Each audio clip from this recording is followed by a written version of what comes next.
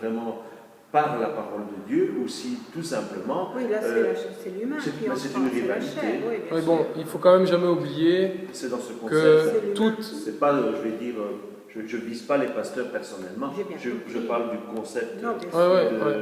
Mais il faut bien comprendre que tout ce que nous connaissons en Europe aujourd'hui n'est que jamais sorti du catholicisme. On a ces deux grandes familles, des catholiques sont sortis les protestants avec une réforme, et de ces deux grands mouvements, finalement, en découle tout ce qu'on connaît aujourd'hui en Europe.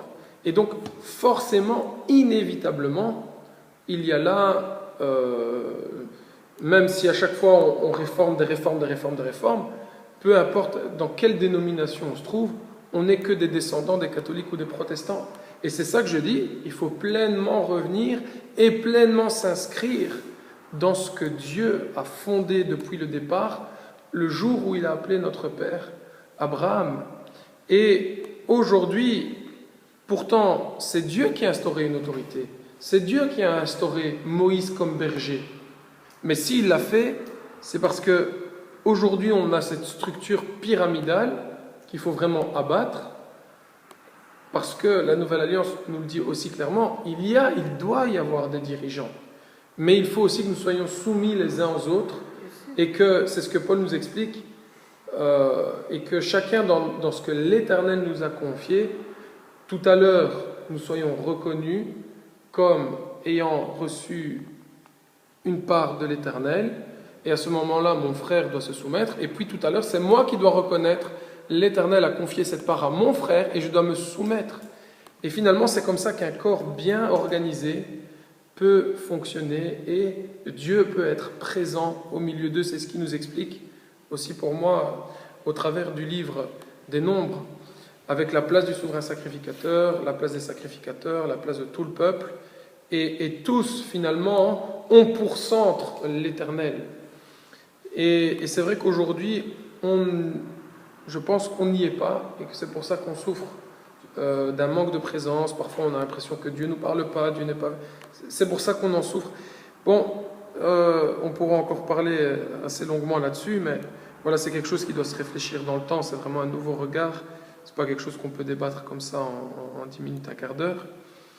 Mais pour en revenir à notre paracha Nasso, on voit donc qu'il y a cette structure du camp, chaque famille a reçu une tâche importante à gérer et à accomplir, et il n'y a que dans la parfaite harmonie de ces familles, où chaque part est accomplie et couverte par une famille, que Dieu se manifestera à son peuple.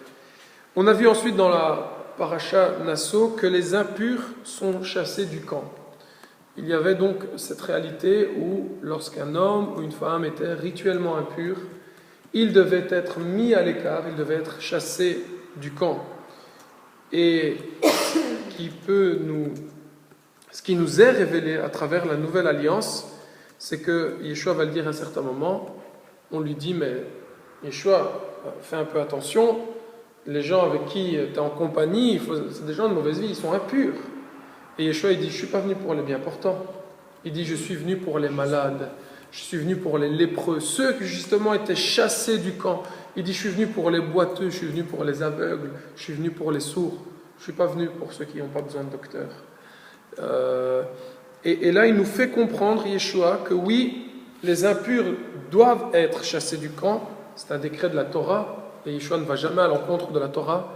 Mais il nous dit, si je suis venu, c'est justement que pour ceux qui ont été rejetés, soient de nouveau pleinement purifiés et inclus à mon peuple.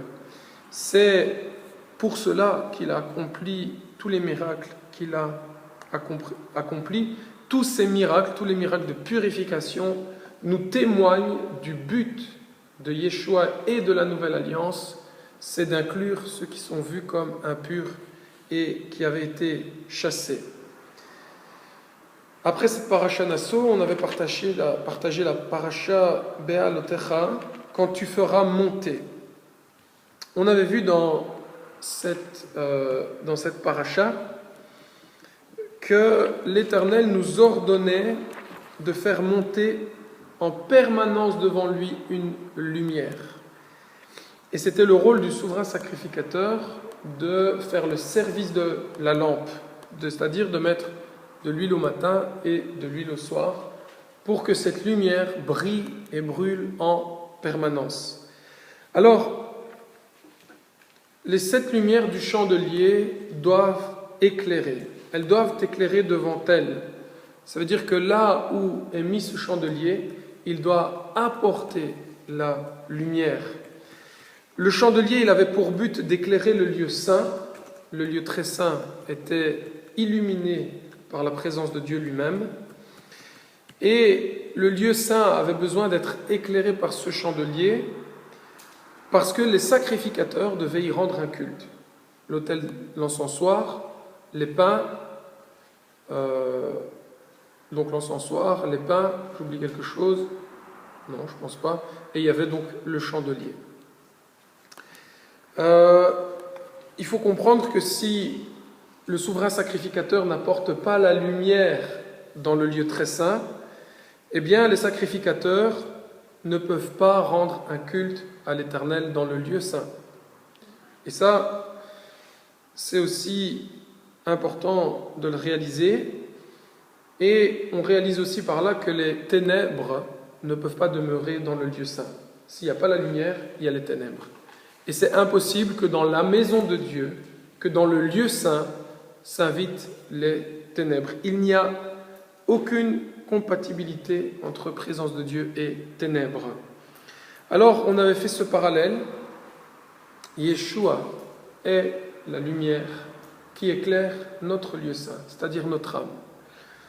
Il est venu pour éclairer tout homme, afin que chacun et chacune soit capable d'officier, que chacun et chacune soit capable de rendre un culte à Dieu dans son corps, dans le tabernacle vivant qu'il est, et de rendre un culte qui soit agréable à l'Éternel.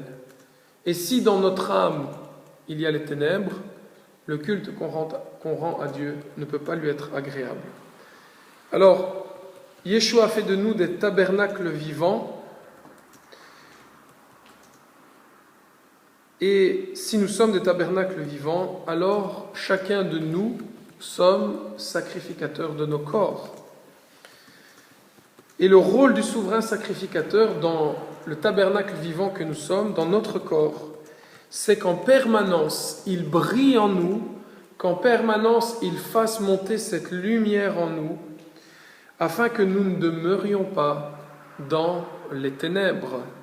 Et si Yeshua ne fait pas monter cette lumière en nous, alors nous nous trouvons dans les ténèbres. J'aimerais qu'on lise aussi Romains chapitre 12 à ce sujet.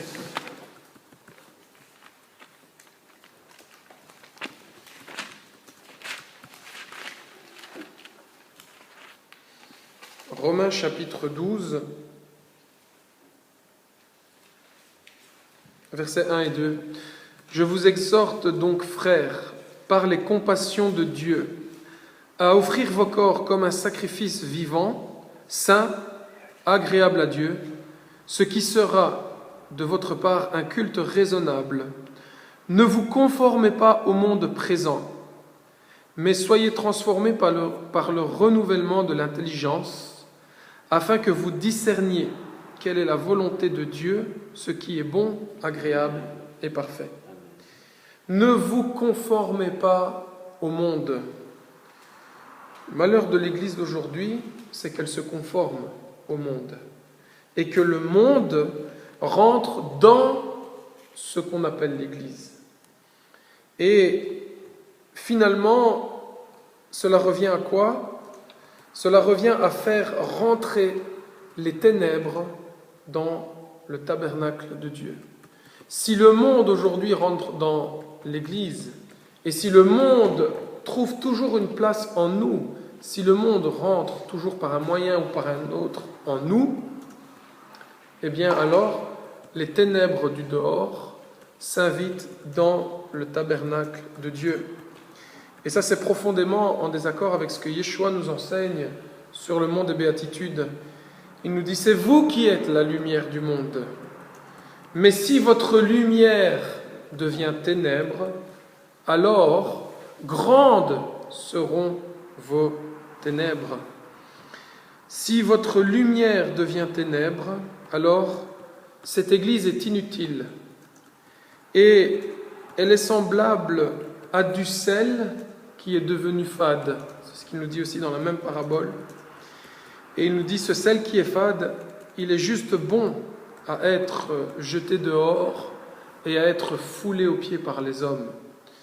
C'est là toute une image qui nous parle du jugement, en réalité, de ce qui adviendra à ce qui à la base était la lumière du monde et finalement qui est devenu ténèbres parce qu'ils se sont conformés au monde. Le proverbe 6, 23 est très très clair.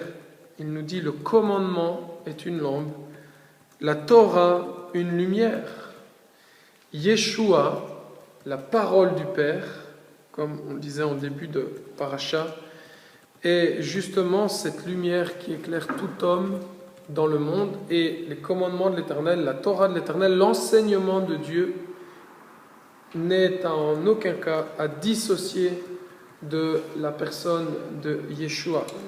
Yeshua est la Torah.